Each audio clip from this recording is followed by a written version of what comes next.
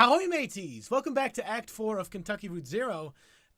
We paused this sort of artificially after the whole episode was recorded yet. So without further ado, let's hit that play button again.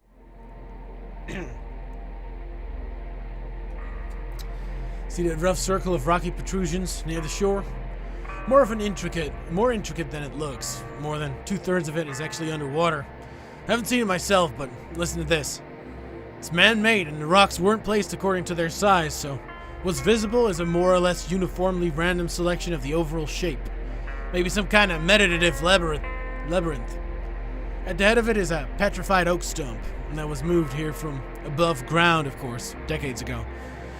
That's where the ceremony took place. The Locks were married here.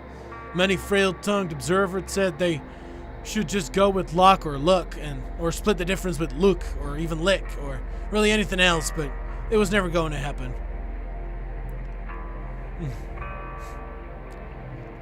Greta Luck and Norm Locke were high school sweethearts. They took a chemistry class together where she challenged him to shoot the moon, learn formulae and compounds well enough to answer every test question exactly wrong, and achieve a perfect failing grade. Their engagement was welcome news for the family businesses, who had been looking for some opportunity to merge interests. The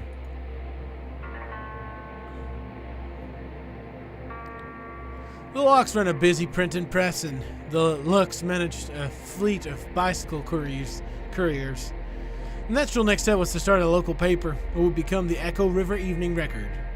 The ceremony itself was humble and perfunctory, and it must have somehow involved these rocks.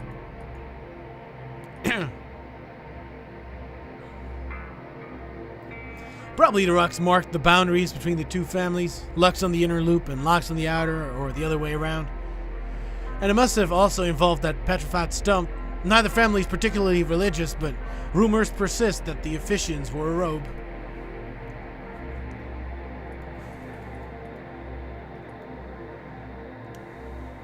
Shannon helped me fix up a mushroom stew in the kitchen.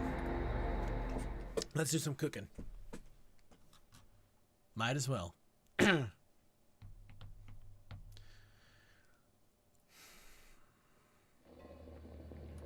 These episodes will remain pretty long, I guess. Such a typical viewing length, but add a few of these really big caps with the slimy grills, and I shouldn't say slimy, moist. The lady in the video called for portobello, but I prefer never to know a mushroom by name.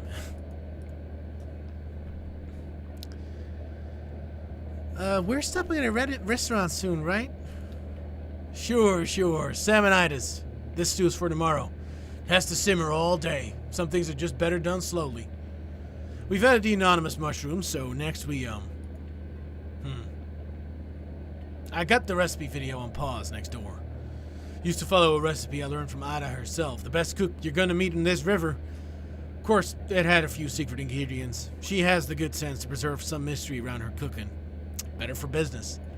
Ada, so shrewd. She swore me not only to secrecy, but to ignorance. I had to promise to forget the recipe just as soon as I'd cooked it. Let me tell you, it's not so easy to forget something on purpose as you may think, my friend. Not so easy.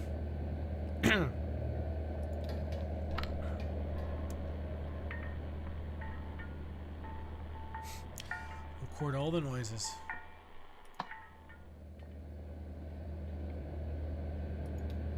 Record some bubbly noises.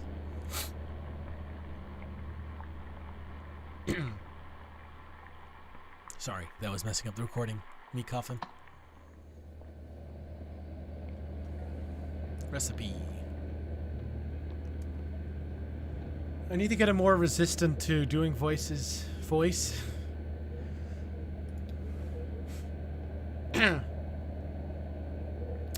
Crushed tomatoes, salsa, or even a little ketchup. Here's the thing, nobody has to know. Throw in some more of that spice blend we threw together earlier. Stir all that up and crack a beer, baby. You'll be here for a while. What did he just say to do? Will's trying to make this stew right now.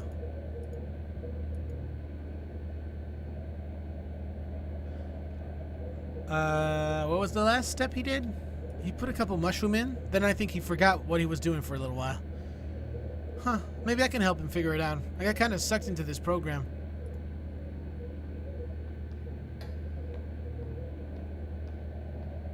Let's record some static with some talking. I guess some of the show. Let's not waste the entire tape on that, though.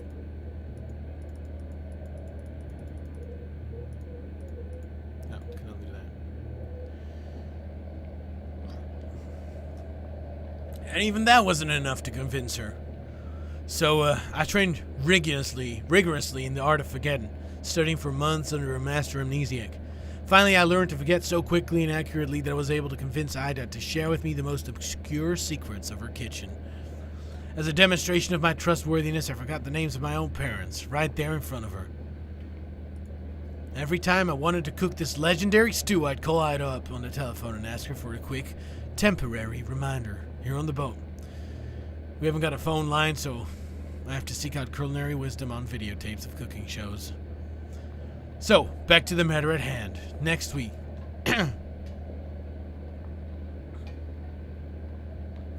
Add some crushed tomatoes. Oh, it's you. I thought... never mind. Hello. I don't have any crushed tomatoes. I have some ketchup. Hey there, could I ask you... wait, why are you cooking? We're stopping at Sam's and Ida's in 20 minutes. It's for tomorrow. Oh, well, just don't forget about it this time. I'm not scrubbing up any more boiled over sludge. Sorry, listen, I have a favor to ask. There's a package for the telephone exchange, and I can't get the mammoth back there. Could you deliver it for us? Thanks a lot. I got the dinghy all ready to go. Maybe take your friend with you. One of you can man the outboard motor, and the other can aim the flashlight. It's dark.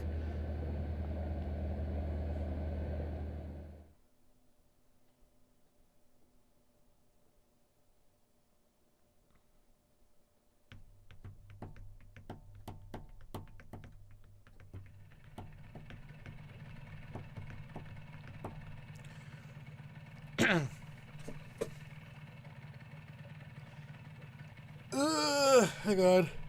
Damn. New voices gets to me. It's a long session. Thanks again for your help. This is about as far as the tugboat can go. You know, noise and lights disturb the bats. So you'll pass through the bat sanctuary, which is really nice, by the way. Be sure to check all the plaques and stuff for cool bat facts. Plenty of time. Anyway, the Echo River Central Exchange, or excuse me, Consolidated Auxiliary Switch number 30.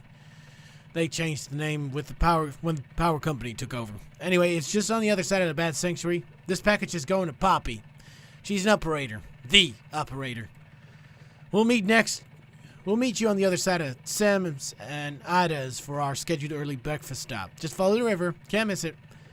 Oh, almost forgot. You may or may not be interested. There's this kind of weird memorial sculpture on your way in, just before the bat sanctuary. I always recommend people at least stop and take a look at it. It's really sort of... I don't know how to say it. You should check it out. Okay, bye.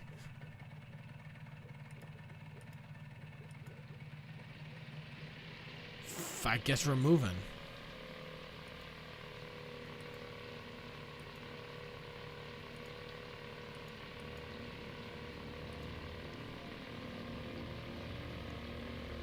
Okay, we're gonna be exploring these caves, I guess.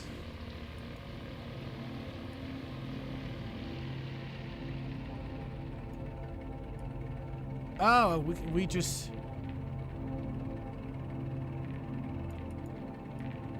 What do we do?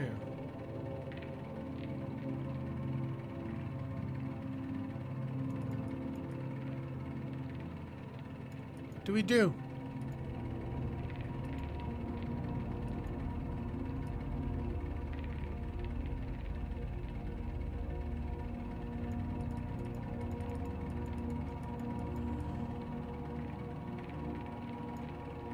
Okay. We claim these helmets in the names of folks who wore them and placed them here in their memory, but also as a spit in the greedy green eye of that power company who bought up our old mine and traded our brothers and sisters' safety for a little more yield, but only yielded 28 good men and women dead when the walls collapsed and the tunnels filled with water. Their lungs were black, but now they're washed clean and full of water too, and swept through hidden tunnels into some awful cave we never will find ending. And so we guess the water buried them for us, so let this here be the marker for their grave. And if any son of a bitch from that power company wants to take back these helmets as company property, just try it and see what'll happen.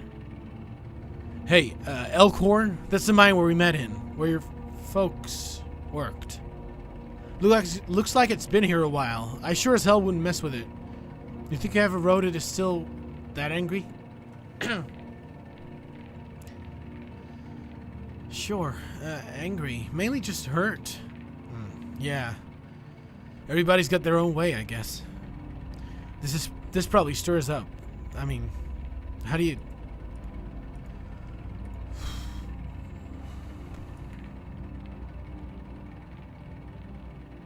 It brings back some anger for me, too. Yeah, that's understandable. I guess that's what a memorial should do, huh? Help you hang on to your feelings. Otherwise they fade away. That's just what time does. We going forward again, or?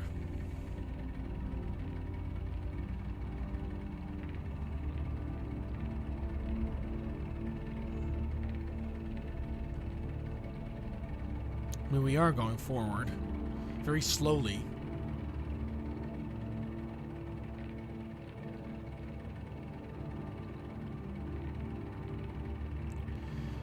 I do know it happening.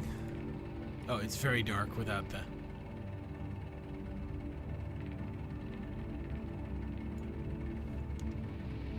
So what else are we doing? Okay, we're past the fucking... I mean, it could have been a trap. It said, try to pick them up, see what happens. Are these the power company people?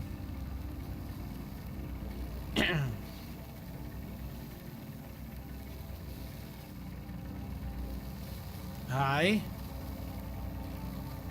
It's like this sign of the sort of...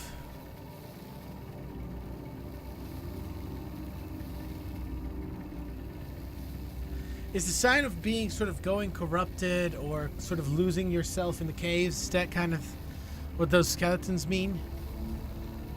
What? You're looking at me like I'm crazy. Are you feeling okay? Oh, sure. It doesn't hurt anymore. My leg, it's just kind of numb, like it's not there. Shoulder, too. Actually, that's an old one, though, from an accident. I'm lucky I just had some nerve damage there. Probably should have been a lot worse. You know, those guys from the distillery are just making the best of a bad situation, just like the rest of us. Hey, one of them said to me earlier they could even help me take care of the medical bills for my leg, you know? Get it all together on a plan? Consolidated? What? When did you talk to them about that? Oh, they're around. They're pretty much everywhere you look on this river. You really haven't noticed? Anyway, I have a feeling it'll all work out. Even this delivery? Yeah, we're almost there, right? Hell, at this point, I bet we could just take off the parking brake and that truck would roll into 5 Dogwood Drive by itself. Listen, that old truck I've been driving belonged to my boss, Ira, Lizette's husband. To be honest, Ira didn't like me very much, but somehow Liz got into her mind that he would have wanted me to have that truck someday. Maybe to make up for all the yelling he did, or maybe so his ghost could hold it over me. Just one more thing to feel like I owed him for. Anyway, they got their own trucks at the distillery, and now that the old antique shop is closing up, I've got no use for that old truck. I was thinking you could take it.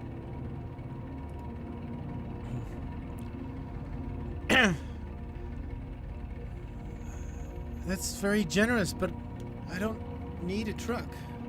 You could drive it around while you figure out what's next. Hell, you could sleep in it if you need to. It's big enough. Well, just think about it. Anyway, you'd be doing me a favor, you know? One less thing to deal with.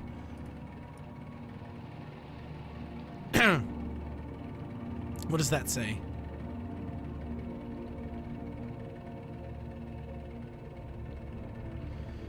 Yeah, the Conway is slowly going nuts.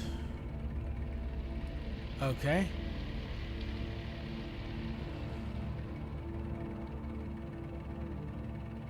I don't know what at all to focus the light on. Oh, okay.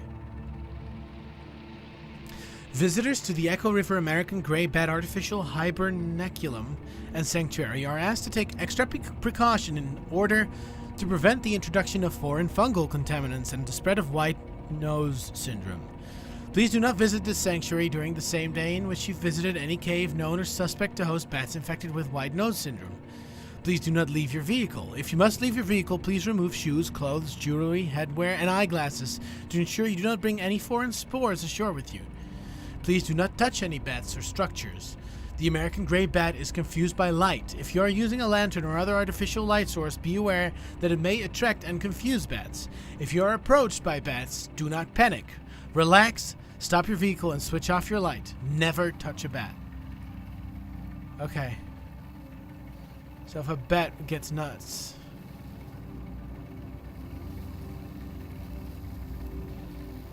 Let's kind of half shed our lights on that. That's not a bat, right?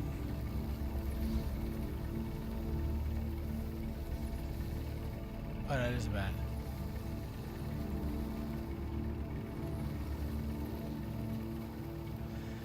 The bat's gonna kill us. This is like a fucking minefield. They're not bats, though. Those are bat feeders. I'm sort of thinking what they were. It might have been some really abstract bats, but now I see they aren't. I do hear them. If there's a bat coming our way, just sit still, turn the light off. Don't shine light directly at the fucking bat. Oh, there one went. There's another one.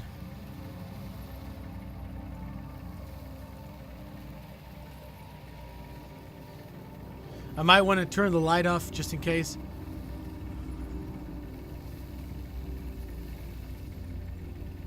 I don't know.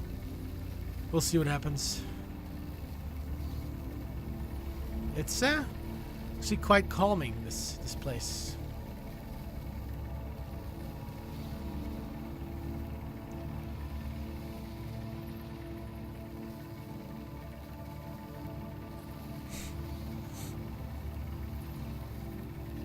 There's a notice there. I'm not sure what it is.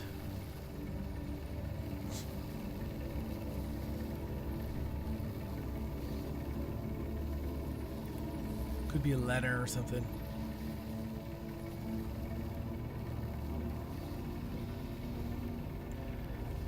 Like, I don't know how close we get to certain points. But it's not really, like, the game doesn't really look 3D, so whenever it, whenever you see it in this perspective, like, depth is not really a thing you can easily estimate. So I wasn't sure how close we were. Bet fact! Ever talk with your mouth full? Bats do it all the time. Bats talk in extremely high frequency clicks, too high for humans to hear. Then they use their powerful ears to scan for the echoes of these ultrasonic clicks. By comparing very subtle differences in the time these echoes take to come back, differences of just millions of a second, bats are able to picture their environments with enough accuracy to catch a flying insect. Once a bat has caught an insect in its mouth, it's still flying, and so it still needs to avoid running into anything. So bats keep clicking anyway. Away. Even while they munch on a tasty bug snack. It may be poor table manners, but it's crucial for surviving in the dark. I wonder how the other bats know whether one of them is really talking or just chasing a bug.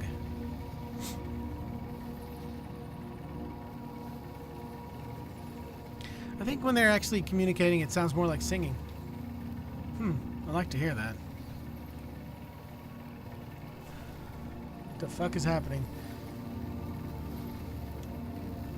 I don't know how long it's going to take for us to get through this. This is agonizingly slow pace. Oh my god.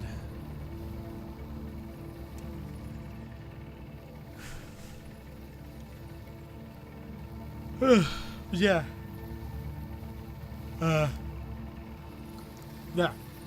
This will be the last episode for at least a while. I'm not sure where this episode will end. It should end on a cliffhanger. Oh look, another notice. Probably another pamphlet of bug facts. Or bat facts, not bug facts. Probably.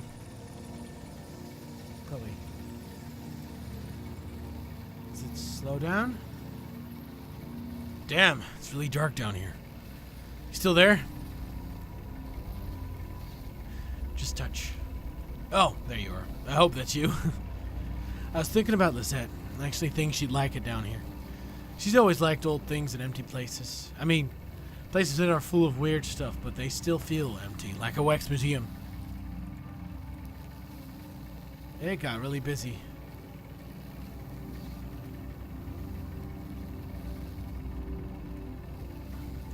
I think we don't move when we... Okay, look at that. I don't want to know these bug facts or bat facts, but I feel we'll end up at them anyway. Yeah, just fucking...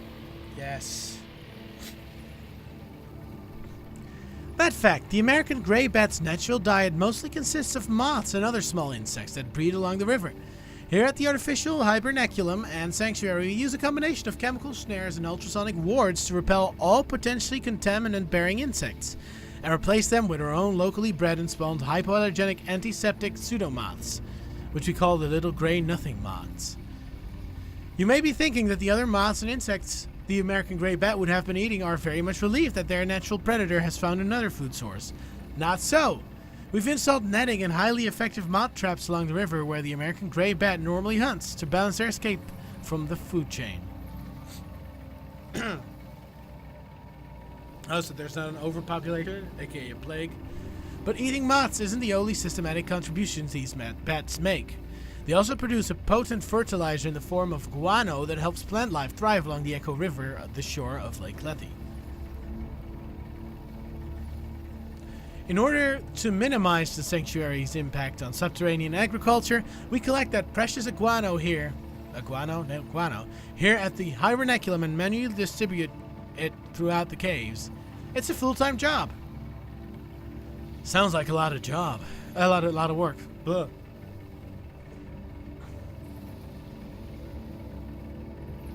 They eat fake moths? Yeah, hyperallergenic antiseptic pseudo-moths. Little gray nothing moth. Well, a lot of people eat fake food, right? Food taken apart and put back together so it looks and tastes like something they remember eating before, but they never really did.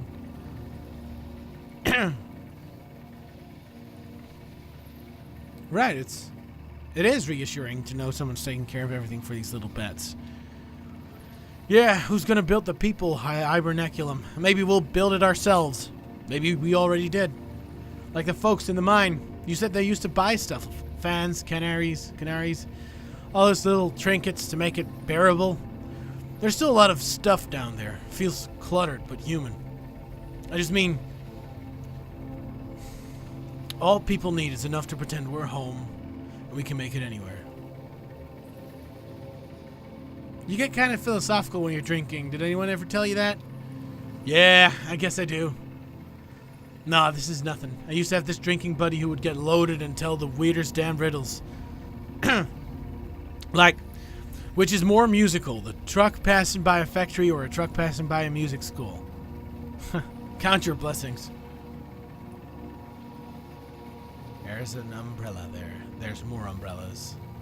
There's a weird tree. What the fuck is this tree? There's multiple weird trees. What is happening?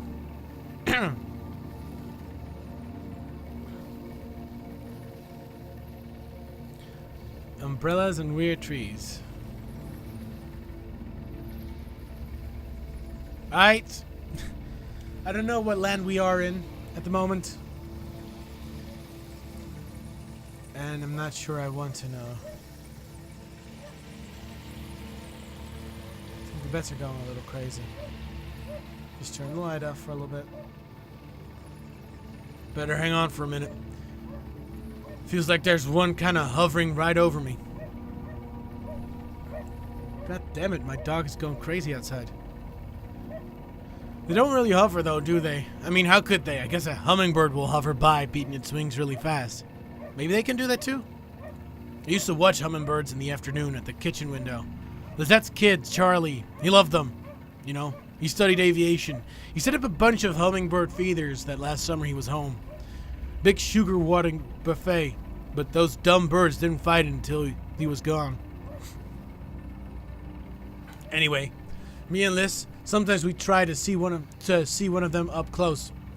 You get up to the window and then you'd have to stand totally still for a while, like one of those wax sculptures. Don't even move your eyes, like this.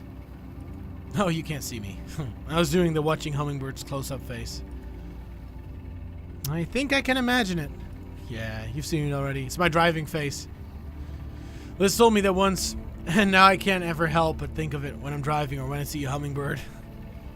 Hey, who were you talking to earlier when we met in the mine? You were on the phone with someone. I forgot about that. Just a friend. Alejandra. She has kids now, so we don't talk as much. I was just venting on the phone about my landlord situation. She was very patient, but I could tell she had no idea what I was talking about. It gets harder and harder to reconnect. Yeah, I know that's true. Alright, let's go.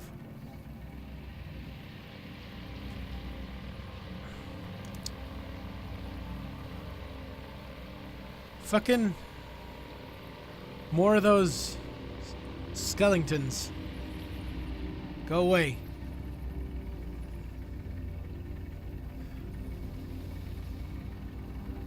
Okay, like, where are we even going?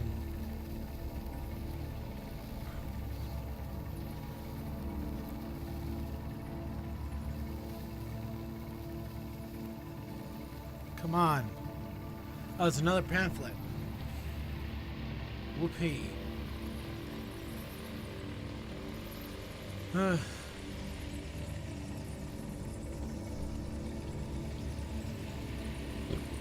It's good. Zeus. Why are they following us? That's a little disconcerting. Come on, let's go. White noise syndrome is still largely a mystery. We suspect that the white fungal growth which appears on bats' faces and wings irritates and confuses them, causing them to awaken early from hibernation and venture outside, depleting stored energy they need to survive through winter. But biologists are nowhere near curing the disease. It spreads quickly and it's highly fatal. In this way, white nose syndrome, has drawn some comparisons to colony collapse disorder, as suffered by bees. White nose syndrome and colony collapse disorder are sudden, violent, and mysterious. Hang on.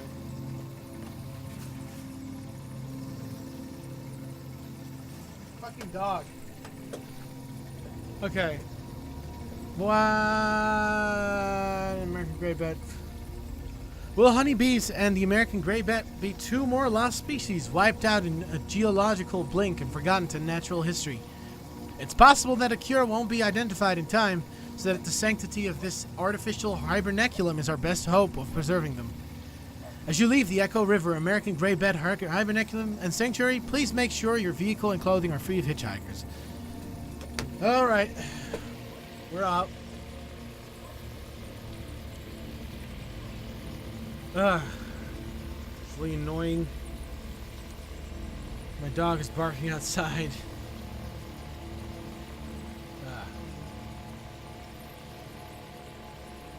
Anyway.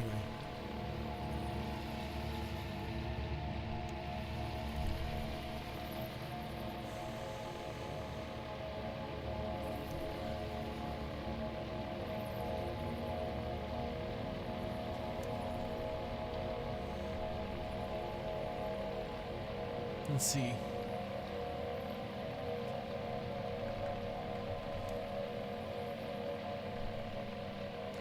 Well, we're somewhere now. Center X, whatever. Please, Doc. I am really.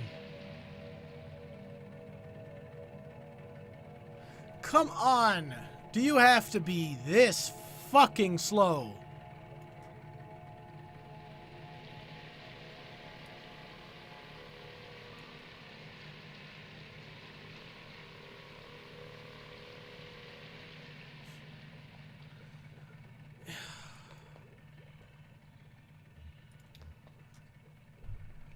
Oh, hi. I remember you. What are you doing down here? I'm just exploring. I like dark underground places. I'm a romantic. I think I'm more classical myself. That sounds like the same thing to me. Okay, bye. Careful up there. Can't drive your new truck if you slip and break your legs. You too. Try not to make any more bad deals while I'm gone. I'll just be floating along down here. I just mean keep your eyes open and don't look back. Dashiell. Alright. That's the name. Could be bypassed with another capacitor at 100 nanofarads to reduce noise. If your circuit's too noisy, you should tie those floating pins to the ground. Ah, that's a pretty good idea. They're probably picking up all kinds of radio interference. Dashiell Morse, pleased to meet you. We don't install this type of phone for customers anymore, but there are quite a few of them still in circulation. Anyway, the new system doesn't source quite enough current to ring these old bells, so I'm trying to come up with a workaround. Maybe a little box the customer could attach right before the wall jack. I'm a bit of a circuit geek myself. I bet. I mean, you seem very comfortable with electronics. Is this your first time down here? Yeah, I can tell your eyes can't quite adjust to the light. It takes some practice. Believe it or not, I've been coming here since I was a kid, for one reason or the next. Back then, this place was a train station. It's true. They had bats then, too, but they were considered a nuisance. A train station? What happened to it? Well, the river shifted and this place slowly filled with water, carrying the trains away with the current. It does that, the river. And I don't begrudge it. It's a good reminder that everything we have is borrowed. Even trains. Eventually, someone at the Bureau of Reclaimed Spaces heard this place was still empty, so they moved the phone company in there. I returned here as a young lineman, and a skill I picked up in wartime, running telephone wires behind enemy lines. We used trees instead of poles. I miss that, actually. They were easier to climb. It's just as well. I'm in no shape to be climbing anything these days. The closest I get is patching up wiring in the crystal room for the WEVP folks. WEVP, that's community television. I volunteered there for a number of years. I know everybody over there. Raph, Sherry, Weaver, Dave. Weaver Marquez? Sure, Weaver Marquez. That's funny, I was just thinking about her. Yeah, I met her a couple of times at the TV station. I suppose I didn't know her too well. She handled the archives, and I was helping with wiring and stuff. She really seemed to know her way around all that gear, though. She had a head for signals, I think. No idea where she ended up. I would guess she probably's not too popular around the station anymore, but I always liked her. Listen, miss, if you're interested in WEVP, you should go talk to them directly. They're always looking for more volunteers. Take the ferry over to the silo. There's a mall shop there. They don't have a sign or anything, just ask around. I guess I'll get back to this damn old ringer. Poppy's just a little further down if you're dropping off that package. Nice chatting with you.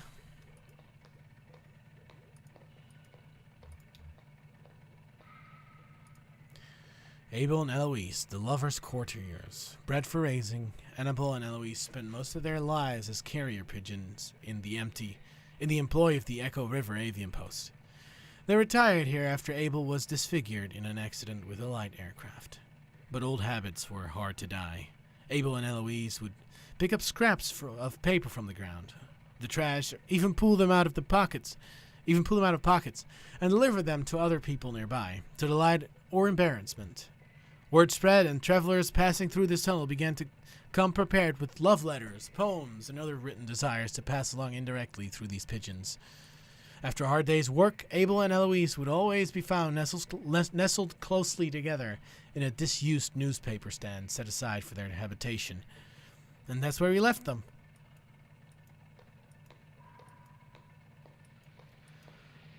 Poppy? Hey, Poppy! We needed you. You seem young for someone called Poppy.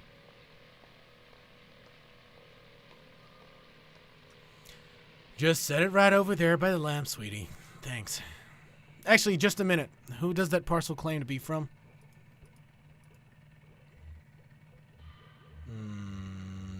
That's weird. There's no label on it. Well, if we're lucky, it's chocolates from a secret admirer, and not a snake from an assassin. So, who are you? Do you work for the post office or the tugboat? I only ask because I haven't seen you before. Was that you I heard chatting down the hall? I'm just doing Kate a favor, dropping off this package.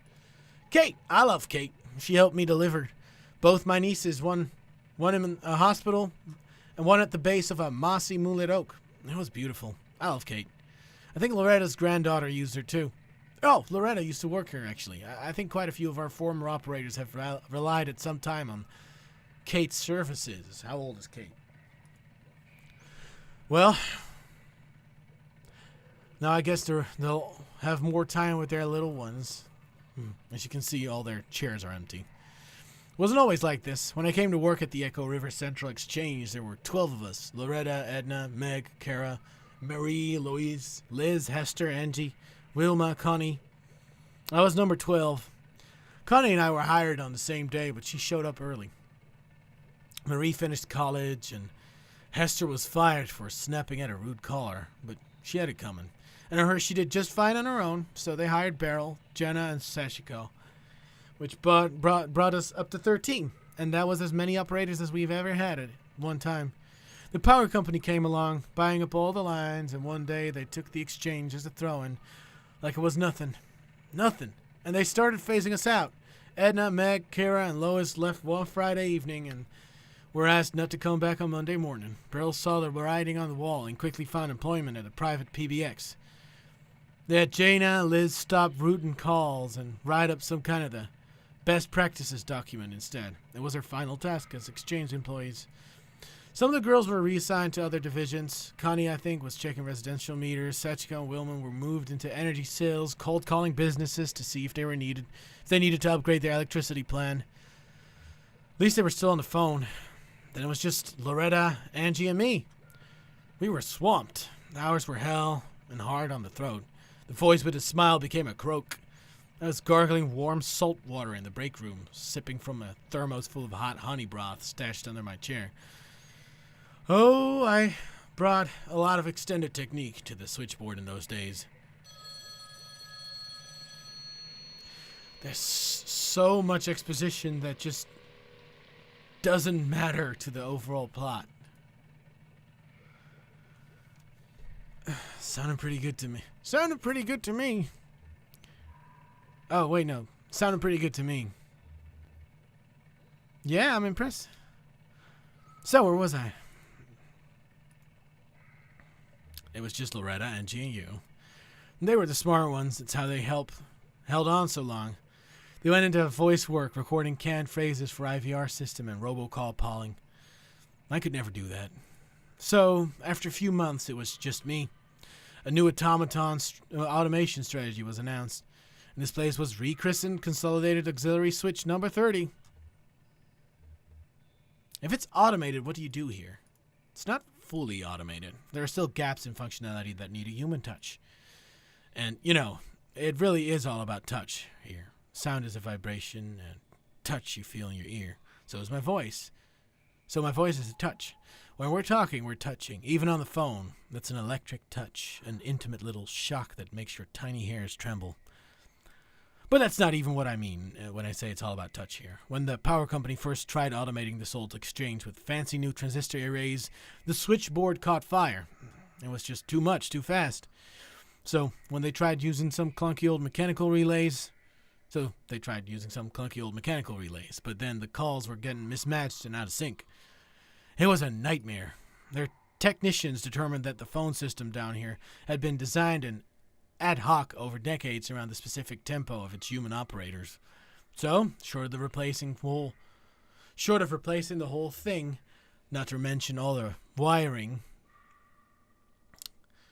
they'd have to work out the exact timing of every little human gesture that goes into routing a phone call.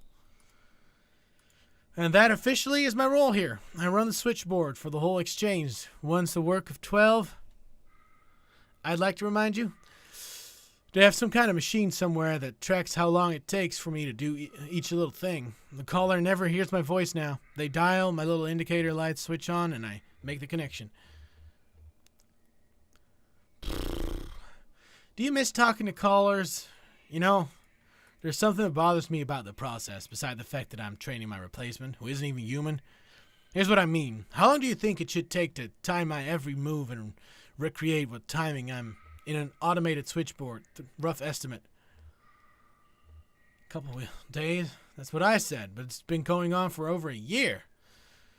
A very dark thought has started to nag at me.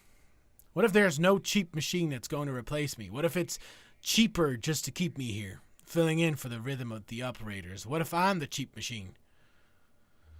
Why don't you just quit? I'm in this economy? No, you're probably right. Working in silence for peanut shells, waiting to be replaced by a robot, doesn't sound very dignified, does it? The quality is that I've been working here for my whole adult life. The reality. I came here as a girl. She's a woman. I came here as a girl, and I'll leave here as a middle-aged woman. Don't know if I'm ready to be her yet. Oh, the parcel right over there by the lamp is fine. Thanks for dropping that off. Take care. Think of me when you dial 0. What? Did Conway just...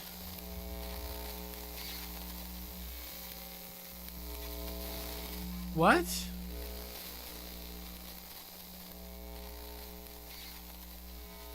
Is that Conway? They've come to pick him up? Wait, that's wrong. I need to still make the delivery. What's the use of the entire fucking story if I don't get to my destination?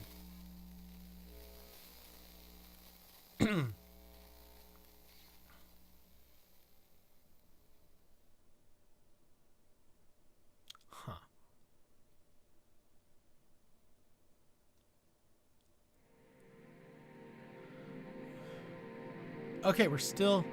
I thought that was going to be the end. She returned on the dinghy, alone. She had a strong and sudden urge to shut the motor off and let the current take her, but she couldn't work out where that impulse came from, so she did her best to resist it.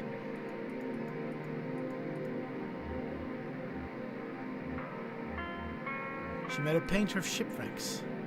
He never worked from photographs, so his paintings could be divided into 2 categories. There were the ones he painted from life,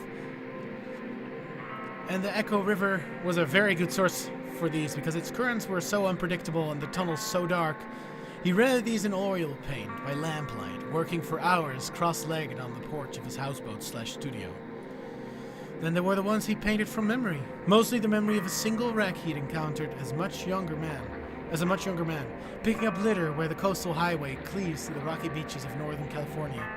These were done in watercolor. He preferred to work on them in the morning in a room he rented near an airport in Louisville. He had some postcard-sized sketches in charcoal, too, of the Iron Pariah. It wasn't a wreck, exactly, but it felt right. He tried to scribble one down every time he encountered it. Though it was so unpredictable, and he was so focused on details, he usually just ended up with a handful of inscrutable marks. I don't fucking care. I'm sorry. They floated alongside in buoyant pots, bobbing the unfettered. He corralled them with a long pole in a stream of small adjustments. She leaned out over the water to get a closer look. He just started to work for the day, so his stock was full. He pushed a few bouquets her way. First was a simple mass of white-petaled flowers of many different types. She thought it looked wistful and agreed. Next, a haunting bundle of dead nettles arranged in the Roman style. He was feeling distracted when he first designed it, but some customers found it joyful. Finally, a simple mixture of dandelions made it look natural. He suggested it would make an appropriate secret admirer bouquet. He drifted away with the current, pushing his flowers along with the raft. Let's do these. He said they took turns. The water was cold and the floating bicycle, while technically marvelous, wasn't quite buoyant enough for both of them. Swimming is hard work, the hardest work that dog had ever done, he expected. They'd been traveling this way for most of the night, struggling through the icy water, stopping to recover when they could find a rock large enough to start a small campfire. He had his belongings stuffed into a weathered guitar case at the end of the thin rope. It floated pretty well, so he only had to keep an eye on it and occasionally free it from a rock or some driftwood it caught on.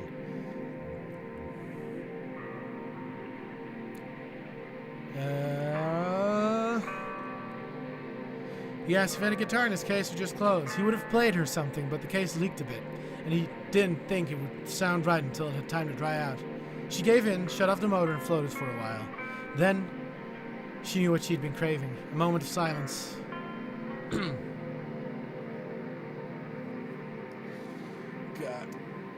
I'm sorry, I'm just a little... I know this game is text, but I expected this to not, like, one episode to not be over 1 hour.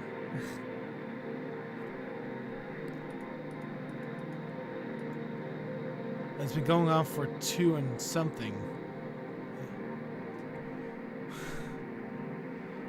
Which, as far as the game goes, is pretty good, of course. But with recording... Now I don't know if I should stop recording because we're nearly at the end, or if I could make an entire other episode out of this. Sam and Ida's. Please let that be the fucking last bit of this episode. Like, not meaning to sound as annoyed as I do at game giving me content, which is, it's a stupid reason to be annoyed. Considering, but...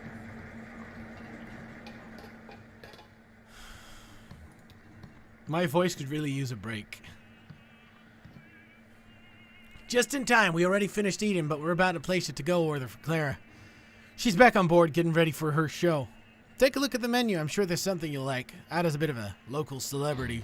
For her cooking, I mean. Hey, Ezra was just asking about you. He's around the corner playing a video game. Maybe go let him know you two are back, or... Where's the old man, anyway? The old man has been taken, it seems. Then what's the use anymore? Ah, bad luck. You'll get it next time. Hey, got a quarter? He's almost got this. It's true. Sure, I have 1 quarter. Thank you. So, where's... They took him. Damn. Yeah, he really got himself in a situation there. Yeah, I'm gonna go sit down. Cool. The food is good here. I think everyone else is finishing up, but you could probably get something to go. Alright, Claw Maestro. Let's give it another shot. So, let's see what's on the top of the pile here. There's a stuffed octopus, a plastic bag full of clamshells, a cowboy hat, and some big headphones. That octopus has the lag wrapped around the boombox underneath it. The shells are pretty clear, but I don't know if the claw can really grip the bag well. The cowboy hat is in the corner, so it's kind of tricky to tell if it's wedged in or not. Those headphones might be a good bet, but I can't see the cord. Could be wrapped around something.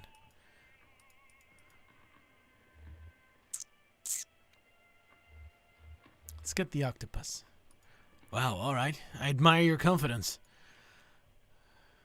Okay, when I put the quarter in, you'll have about 8 seconds to grab your prize. The octopus is in square in the middle.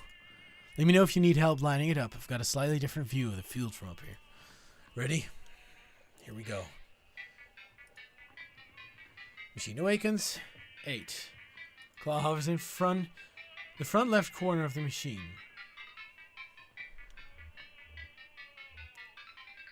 Front left corner. 7. Claw hovers halfway along the left wall of the machine.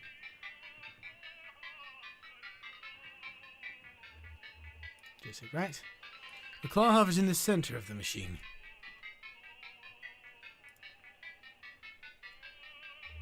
Does this look right? Yeah, looks good to me. Go for it. Alright, let's go for it. Claw drops, grabs the octopus. Ah, no good. I had a feeling that octopus was a little too comfortable in there. Hey, listen. It sounds like that old man you were following around. I guess he had to leave. Is he okay? Yeah, he's okay. I mean, I'm sure he could be better, but I don't think we need to worry about him. Anyway, I don't know what kind of plans you have now, but if you need help figuring out your next move, you can always talk to me and Miss Junebug. I just wanted to make sure you know that.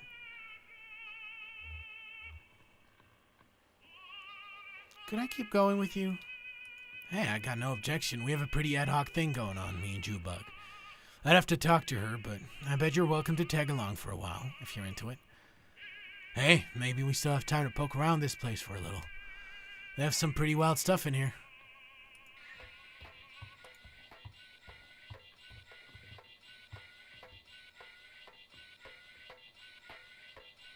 Why does it sound like a robot walking around? What? Hey, did you see this? I keep a table full of fake food over here. I've never known why. Actually, I think it might be real food coated with a shellac or something. Shellac? Preserved. Oh, and look, this tentacle-looking thing is half-eaten. This is someone's meal that they didn't finish. Tentacle? Gross. Man, I don't know. Some people really like that stuff. I had some fried calamari once at a gas station. It was pretty good, but I stripped a gear trying to chew the beak. Yeah. Stripped a gear. We're supposed to take that out. If Sam and Ida preserved this half-eaten meal, it must have been pretty important to them, right? Maybe it belonged to someone they care about? Like a beloved uncle had a mid-meal stroke, so they kept it in his memory?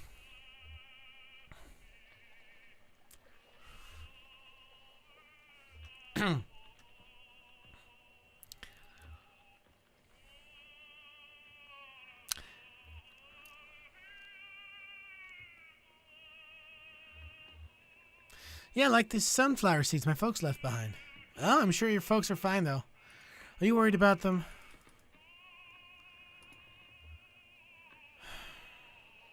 Yes, it's weird that they just disappeared.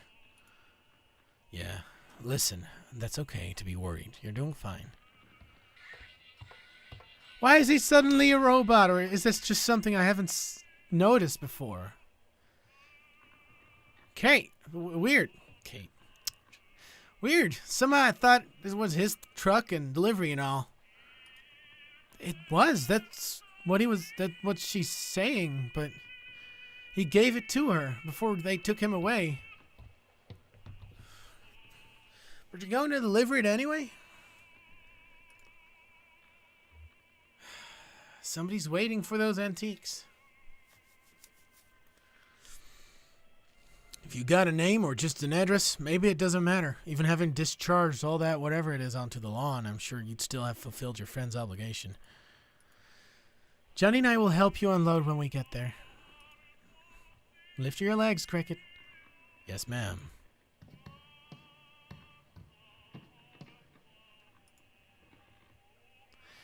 So, how was everything? How was the sweet cave snail? Devastating. You're a killer, Ida.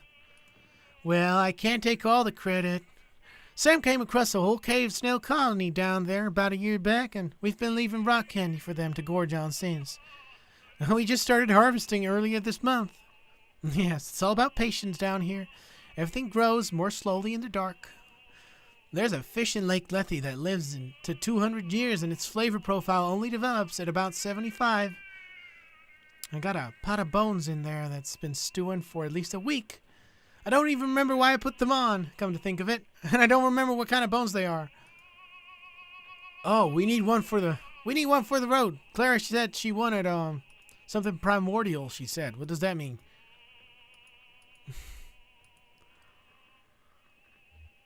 I think she meant something from very deep in the lake. Ah, could be. And she had the menu. Here, you pick. I'm no good at this.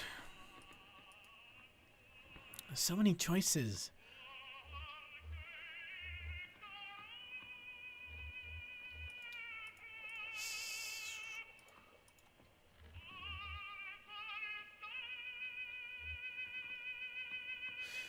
Aged blind, cave fish, and small salad. Sounds good. Good choice. Your friend will love it. I'll have that right out, sweetie. Ezra leans over the table and carefully examines the preserved food and drink. He prompts the half-eaten tentacle. Tentacle is solid and fixed in place. We used to steam those. Juicy, but I prefer them smoked now. Sorry, I startled you, sweetie. Why is it hard? We covered it in shellac. Do you know what shellac is? It's bug wax. This food's about 15 years old. It's true. Things were different then. Nobody came to eat here. We were fighting just to keep the lights on. Sam, my husband, was so depressed. He couldn't catch anything. That was part of the problem. Most of what we served was shipped and frozen or dried. And I just threw it in the fryer. We both come a long way since then. Well, 2 young men came in for dinner. Seasoned divers, they said. Over 10,000 hours between them in Lake Lethe alone. They've been out all day salvaging parts from a riverboat wreck. And I worked up a fierce hunger, they said. They ordered the whole menu without even looking. It was a short menu in those days. I set them right here and went back into the kitchen. Sam was at the next table doing a Sudoku and drinking malt liquor. She was her routine at the time. An hour later, I was cleaning up when Sam came bursting into the kitchen. Ida, he said, kind of frantic. These divers are still hungry. Bring them another course. And I said, they already ordered the whole menu. Sam said, make something new. Keep making up dishes, whatever. Just keep bringing out food. So I did, until the small hours of the morning. Made up so many new dishes that night I could write a book. And it was good. Inspired. But I was working so hot and fast at the burning edge of inspiration I didn't think to write any of it down. I was so wrecked with exhaustion the next day I knew I couldn't remember what all I'd done in the kitchen. Seth thought we could take a photograph of the leftovers, but we couldn't get the lighting right, so we just shellacked the whole table. Now when I need inspiration for the menu, I come down and look there and think about all those ingenious dishes I threw together at those divers. Of course, they didn't pay their full bill. Heard one of them complaining to the other, let's just pay half and let them change the other half to whatever demon in the kitchen that kept making up food faster than we could ask for it. But it all worked out. Things have really turned around since then. This place is actually pretty popular now. The success in our expanded menu inspired Sam too. He started bringing back the most magnificent ingredients from his nightly dives. Better get to work. Stay right there, sweetie. And I'll bring you a treat on my way back out. Blah. Can all this exposition just...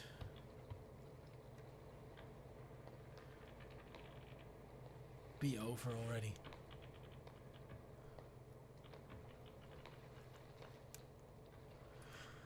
Well, buddy, I guess you're the catch of the day, the one and only. So what are you? You look like, well, some kind of eel, I guess. Kind of a mopey little guy, huh? Yeah, I can see it in your eyes. You smell like kind of dusty, dry. Where the hell have you been swimming? Skin feels like sandpaper. Huh. Well, she'll figure something out. I think I'll call you Great Eel. Welcome to Salmonitis, the one and only Great Eel. Hope you enjoy your stay. I mean, not too much.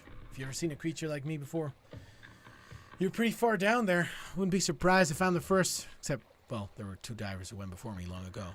Maybe that was before your time. How old are you anyway, I wonder? They ate here once, back in the bad old days. 2 young guys. Couldn't have been brothers, maybe. I was over in the corner with my coffee and crossword. I hadn't been able to catch a thing, so I'd have just fried up something new from Well, these guys were hungry enough to eat it. We've already heard this fucking story and asked for more, and they did eat at least as much talking as eating. See, like I said, they were divers, and like I said, they might have been brothers. They kind of had a rivalry going between them or something. I was about to write up their check, but I slipped calmly and quietly into the kitchen for a minute and told her to just keep bringing out food. Wow, it's like we already heard this before. I figured they wouldn't notice, caught up in their boastings as they were, and I wanted to listen. They were back and forth for hours about all the deep and dangerous dives they've been going on, new tunnels they discovered, all the weird creatures they'd encountered at the weirdest depth of Lake Letty. It was like a dance, not like a boxing match. Each story, I didn't read that, but I don't care. And I listened to every word of it, memorized every description, every tunnel of diving route they discovered. That's my map now, you see. For 15 years, I've been rushing routes to those two young divers discussed right at the table. Yeah, I could write a guidebook to the depths of this lake, but I don't dare. Someone would steal my good diving spots, and then where would we be? See, people come here from all over just to try our daily catch, because they know it's unique. Ain't you proud? Since I can't write any of it down, I just preserve what table were. They had their memories, so I could look at it for the can look at it to jog my memory, like they were eating pickled crab when they talked about the shipwreck full of salamanders. Pretty covered, huh? It's my own secret code. Well, I'll be straight with you, Critty. There's one feature of this arrangement that I find unsettling. In fact, I lose a decent amount of sleep over it. Told you those boys were competing, right? One-upping each other. I mean, each getting wilder and more adventurous as they traded tales. Well, I never get mostly the dark down there, just going by touch and kind of mental picture I can construct from their detailed boast. And every time I explore a new diving spot from those recollections, I have to weigh it all against the risk that I'm heading into dangerous falsehood. One of those men could have felt a moment like he was losing some ground in their little duel, so he could have slipped a fake one in there.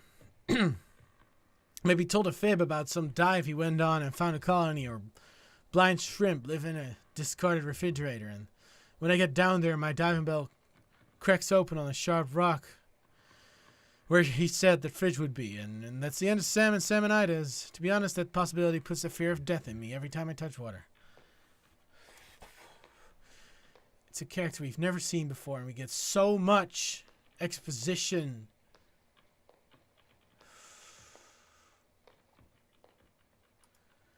Hey, Sam. Good haul tonight. We'll see what she can make of it. Yeah, pretty good, I think. I had some trouble down by the narrow tunnel. Some kind of fast-growing freshwater barnacles just about sealed it up. I picked away for half an hour before I gave up and went around the other way. But I got the catch of the day. That's the important part. It's people... I don't want to talk about it. What's the catch today? This here's a gritty eel, mopey sandpapery old eel. I don't know how she'll fix him, but that sandpapery quality ought to do something for what do they call it, mouthfeel? Will you stay for a drink? Got a dark rum that goes well with coffee. Think we're about to leave, but thanks. Just passing through, hey? Aren't we all? Oh, she's got your food ready. You'll enjoy your meal, all right? I'll have my food on the fucking boat.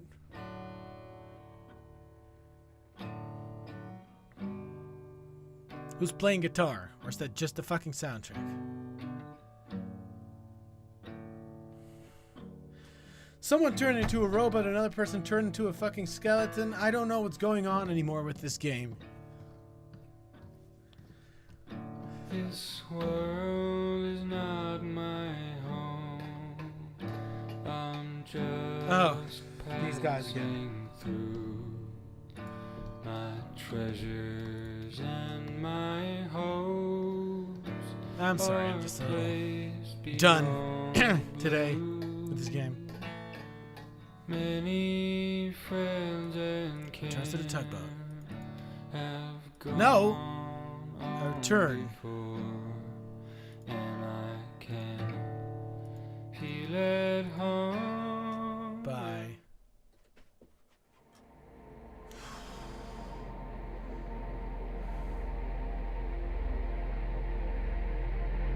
Like, this is never one fucking episode.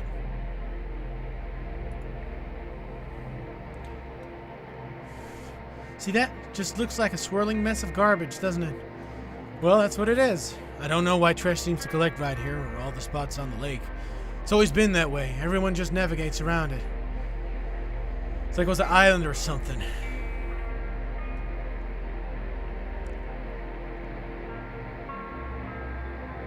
think I see some desks and chairs swirling around the edge there. Those all-in-one desk, like they have in schools, if I remember right. It's been a few years since I saw the inside of one. Those must have washed down from somewhere. I've never known there to be a school on the lake. Oh, there was a Gemini School of Beauty, but it was run by the sister, Casey and Paula, indistinguishable except for their haircuts. But I wouldn't think they'd have used desks like that. We used to stop there most every night to let someone off a cheap haircut. Student stylish, you know, they sparred many a sailor in the pain of a butch do-it-yourself do. But I guess they got in deep to the power company. Those blow dryers and curling irons burn a lot of coal. It's a shame they had to close down. The haircuts are gone, but the hair keeps growing. Yeah, this cluttered place makes a decent local museum. It's as good as a history as I could ever tell. We arrived at a small houseboat neighborhood that sometimes hosted concerts for the pleasure of its residents, where Clara was scheduled that night to perform. Like, nothing registers with me now. It's hot in my room. I've been playing for almost 3 hours. Come fucking on. Turn the fucking fan on. I need something.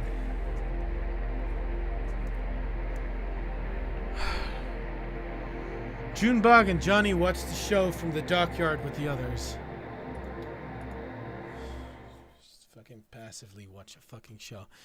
Yeah, scene X. 10. That's enough. That's good. A neighborhood.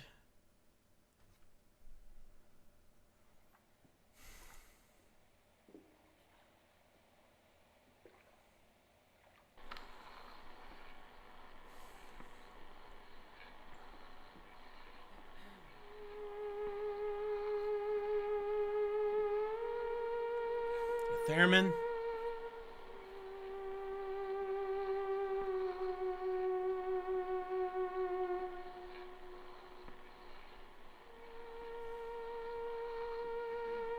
Can't really do anything.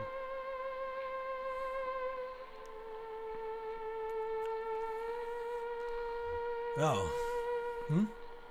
I remember this. I told you yeah, you don't have to say it. Only because it's always true. She played at the flower shop Sereno opened. He was having trouble with this tape machine, so he just droned out on the lap steel. He got really into it, and he went on for, like, forever. Everyone was falling asleep. Not everyone. I remember the air was warm, perfumed. You were playing with some petals you found on the floor, and I was looking at the ceiling. I remember the ceiling was glass during the week. That room was a greenhouse. I don't know where they put all the plants when they had bands in. Maybe outside, if the weather was nice. It was nice that night. Warm, smelled like spring. This game really is like a fucking drug trip to like how many stories get told that mean absolutely nothing for the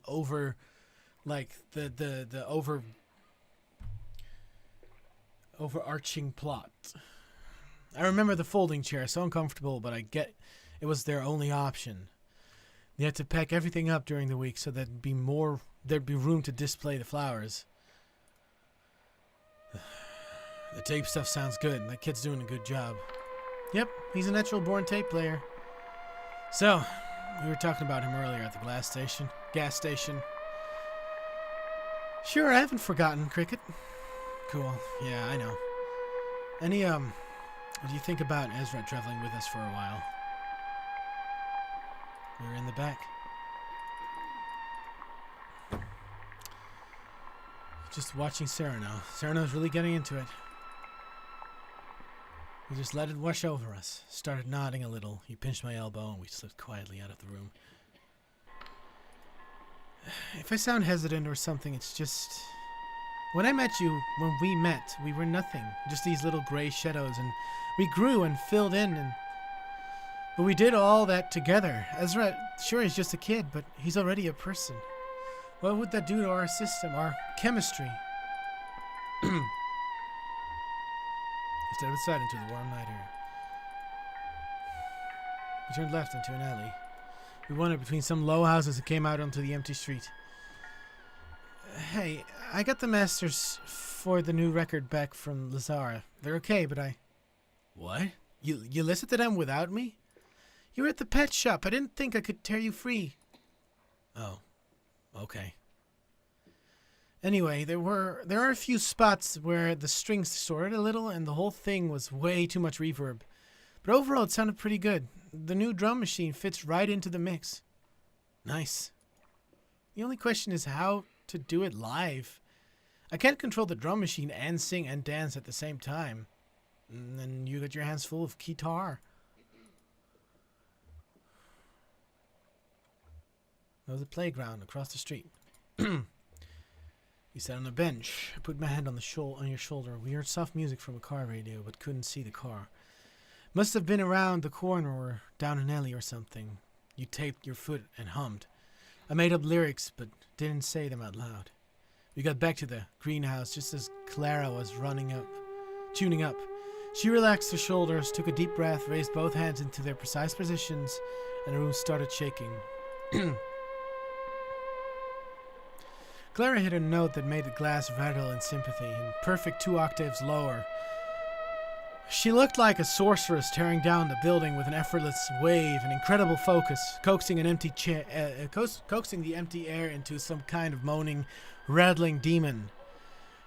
That's the thing about the theremin. It's the only instrument you never touch. You could see a wave of concern propagating through the greenhouse. People looking up at the trembling glass ceiling, looking at each other to see if anyone else was worried, trying to catch Clara's eye and discern and if she was doing it on purpose or not. If she were really trying to bury us all in glass. So how do you think we'll swing that, playing the drum machine live? We'll figure something out. Maybe glue it to the back of your guitar? Oh yeah. Or swap the buttons out for foot pedals. Or put the drums on tape beforehand like Cyrano does. Huh. Oh yeah, I guess we have a lot of options. Life is full of possibilities, Cricket. Yes, ma'am. It was a tense 5 minutes. We, the audience, alternated between fearing for our lives and lamenting hers that could have given the kind of emotional experience to play this devastating song. Then slowly, gently, Clara's hands came to rest. The theremin went quiet, the glass stopped rattling, and the room relaxed unharmed. Cool. Please let this be the fucking end. I'm really sorry to be begging for the end of a game or the end of an episode, but god damn if this isn't way too fucking long. I met a photographer once, one in particular. She even took my portrait. I can't imagine why. She said it would immortalize me. That was a metaphor, of course. She meant I'd never be forgotten. She was disembarking not far from here, actually. The film fell out of her bag and was borne away by the current. Well, then this entire story doesn't matter, does it? I was working the deck at the time. She shot me a sad, apologetic glance, but I wasn't bothered. It's no shame to be forgotten.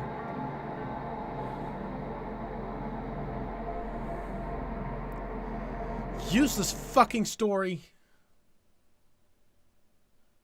Scene 12.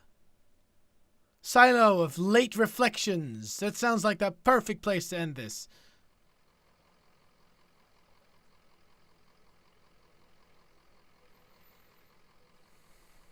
If there's a bookwork of fucking exposition coming. What's this place like? Dugwood Drive? It's in a small town or... I really don't know. I got the manifest that the old man had in his truck here. Lizette's Antiques, mail order delivery, no return address, shipping address 5 Dogwood Drive, packing list. And then it's just numbers. I guess the inventory numbers of the antiques he was supposed to be delivering. Anyway, I'm glad you're coming with us. Yes, I'm always eager to see more of the country, and I enjoy the company. I'll have to find a bus or a train to get on to Nashville by evening. Well, they have buses everywhere, right? Or, hey, I could drive you to Nashville. Seems I have a truck now. Only... how are we going to get up these stairs? It's quite a staircase. There's no way we could get this truck up these stairs, is there? Not with that attitude. No, there isn't. Looks like we're making the rest of this trip on foot. Is it safe to just leave the truck here?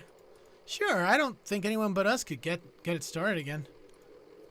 All right, Cricket, let's... All right, Cricket, let's get this delivery packed and tied into bundles. We're hiking it upstairs. What's in there? Antiques, I guess. Antiques? Yeah, antiques are... It's like junk, but people will pay for it. Oh! Sorry, I guess you'll be taking the bus after all. It's okay.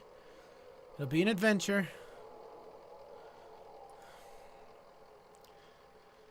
Don't worry, lady. We're almost there.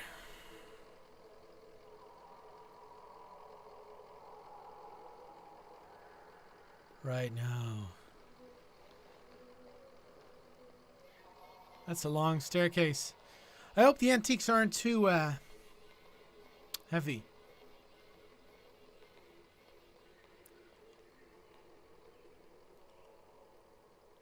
This should be the end. Is this the end? Please let this be the end. Chapter 11. Or 13. Fuck. No. This should be the end of the episode. I mean, it nearly took us 3 hours to get here.